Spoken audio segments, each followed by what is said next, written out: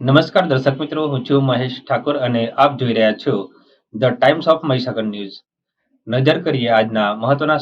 બાયડ તાલુકાના પીપોદરા ગામે વિકસિત ભારત યાત્રા તારીખ 26/12/2023ના દિવસે વિકસિત ભારત યાત્રાનો કાર્યક્રમ રાખવામાં આવ્યો. સરકારની લોકકલ્યાણકારી યોજનાઓનો લાભ દેશના પ્રત્યેક ગામના લોકો સુધી પહોંચે તે હેતુથી શરૂ થયેલ વિકસિત ભારત સંકલ્પ યાત્રા બાયડ તાલુકા પીપોદરા ગામે આવી પહોંચી હતી. ગામના લોકોએ ઉષ્માભેર રથનું સ્વાગત કર્યું હતું, જેમાં પીપોદરા ગ્રામના અગ્રણીઓ હાજર રહ્યા હતા. યોજનાના લાભાર્થીઓ પોતાની કહાની કહી લોકોને સરકારી યોજનાઓથી માહિતગાર કર્યા હતા. આયુષ્યમાન કાર્ડ, ICDS યોજનાના ઉજ્જવલા લાભાર્થીઓને સરકારી યોજનાઓના લાભ આપવામાં આવ્યા હતા.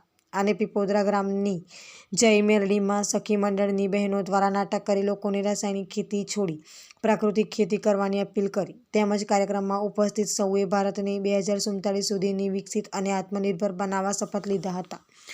આ કાર્યક્રમમાં તાલુકાના અગ્રણીઓ, પીપોદરા ગ્રામ પંચાયતના સરપંચ, તલાટી તેમજ સંબંધિત વિભાગના અધિકારીશ્રીઓ અને પીપોદરા ગ્રામજનો તથા આજુબાજુના ગ્રામજનો મોટી સંખ્યામાં હાજર રહ્યા હતા.